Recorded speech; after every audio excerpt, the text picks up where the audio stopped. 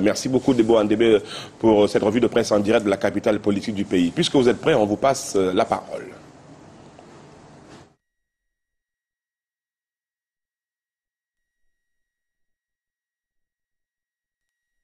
Bonjour Jason, bonjour Jean-Jacques Zeu. Tout le plaisir et le nôtre de vous retrouver ce jour pour la seconde partie de la lecture des unes et des journaux. Yaoundé, siège des institutions, capitale politique du Cameroun, vous accueille donc sur Canal 2 International.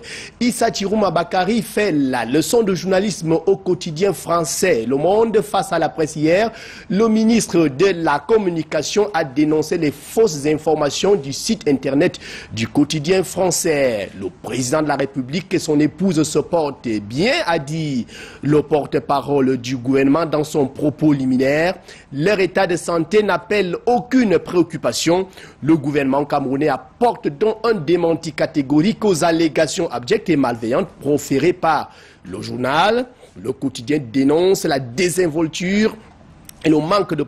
Le gouvernement dénonce, je vous l'ai dit, le gouvernement dénonce la désinvolture et le manque de professionnalisme affiché par le quotidien Le Monde à la réputation et à la notoriété jusque-là établie. Cameroun Tribune, en ce jour, propose l'intégralité du propos liminaire du ministre de la Communication hier soir face à la presse.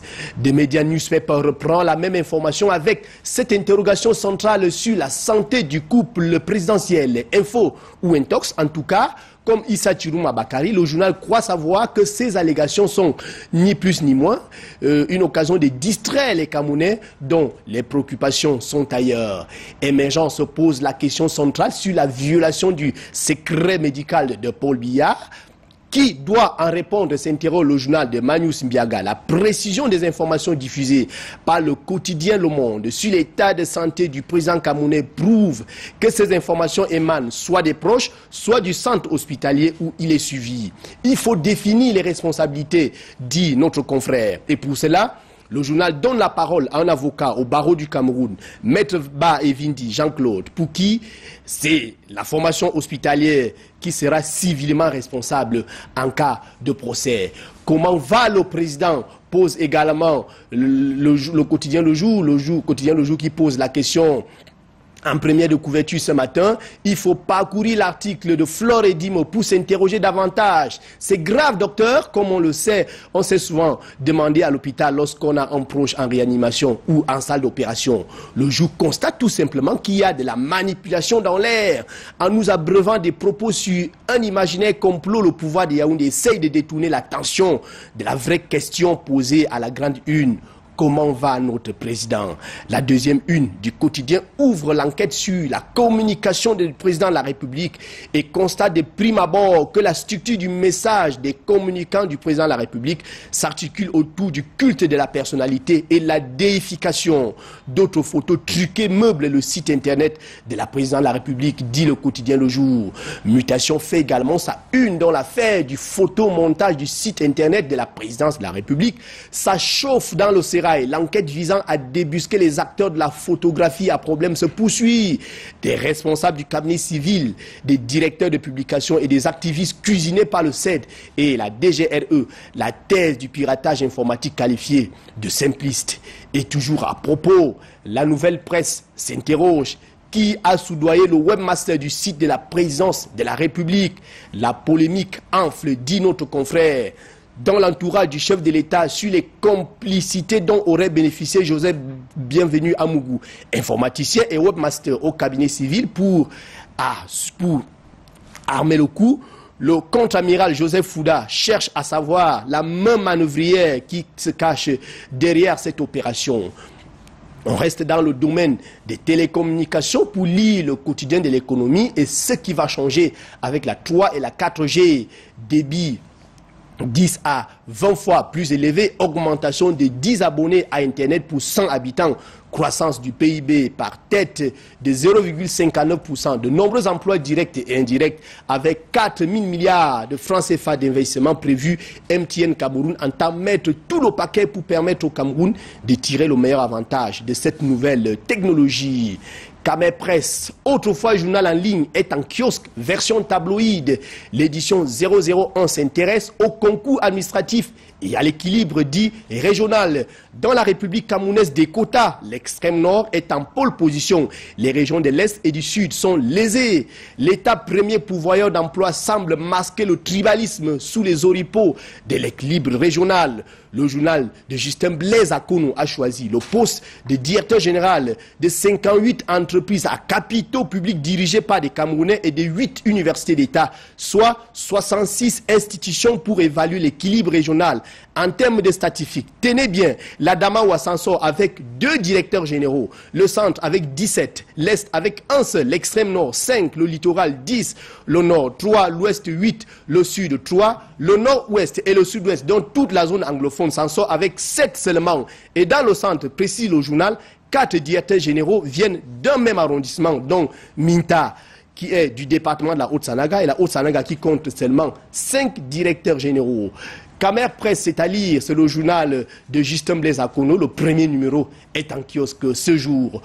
Épervier et l'affaire du blanchiment d'argent et cette confusion totale sur le directeur général de Tradex. Selon le journal de Léopold Clovis Noudio, les présumés comptes de certains ponts du régime et opérateurs économiques de renom dans les paradis fiscaux se révèlent pour certains comme une vue de l'esprit. Le cas de Periel Nyodok, classé dans le registre des manœuvres de déstabilisation des apprentis sorciers, tapis dans l'ombre pour des fins inavouées. Voici pourquoi l'on veut déstabiliser Jean Periel Nyodok, dit le journal de Léopold Clovis Noudio.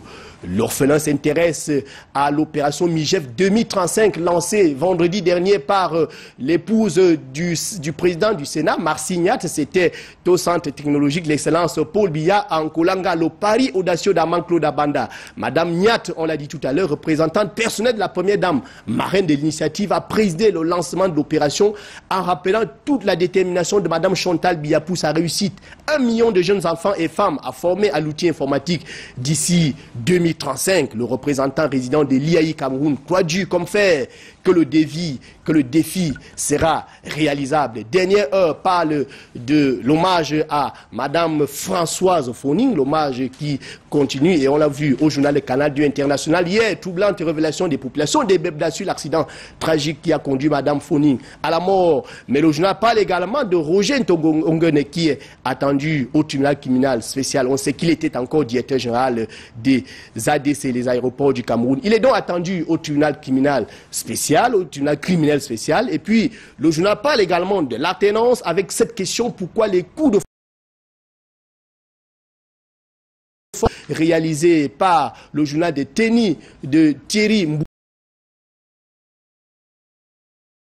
Belankoto Anne, elle sera installée ce jour à Ebolova par le ministre délégué à la présidence chargée de la défense, une femme de poigne aux commandes de la région de la gendarmerie du Sud. Cet officier supérieur de l'armée camerounaise est la première femme au Cameroun à être portée à ce nouveau poste de commandement, sûrement qui aura des fleurs et des you tout à l'heure à la place des fêtes d'Nkovos à Ebolova à l'occasion de l'installation de cette femme. Et puisqu'on parle de femmes, intéressons-nous au 4e numéro de Jafek, journaliste d'action et femme de cœur, qui est en kiosque. Le thème de cette édition porte sur l'entrepreneuriat et le management féminin.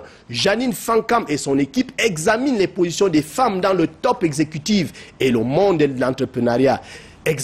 Des exemples à succès d'ici et d'ailleurs vous sont donnés. Vous retrouverez par exemple la première dame Chantal Biya aux premières loges de la 10e édition des Canals d'Or pour le rayonnement de ses œuvres dans l'humanitaire. Yao Aïssatou également, c'est une femme de poigne et de pouvoir. Le portrait de Esther Hazard, journaliste, ancien reporter de Cameroun Tribune, devenu depuis juillet 2014 chef de la division de la communication de l'Union africaine.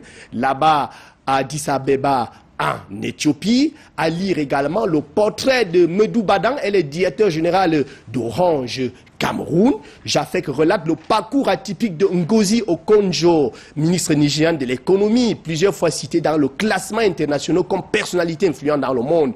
Une page accroche particulièrement dans cette édition, celle de l'hommage et de la solidarité en l'honneur des femmes au front à l'extrême nord. Jafet, on l'a dit, journaliste d'action et femme de cœur. Le magazine est une publication de danse de cette association qui est dirigée par Janine Fankam, notre consoeur qui est journaliste et reporter au quotidien national bilingue Cameroun Tribune. Voilà qui met donc fin à cette seconde partie de la lecture des une. Pour ce qui est de Yaoundé, retrouvons-nous demain avec le même plaisir, Jason.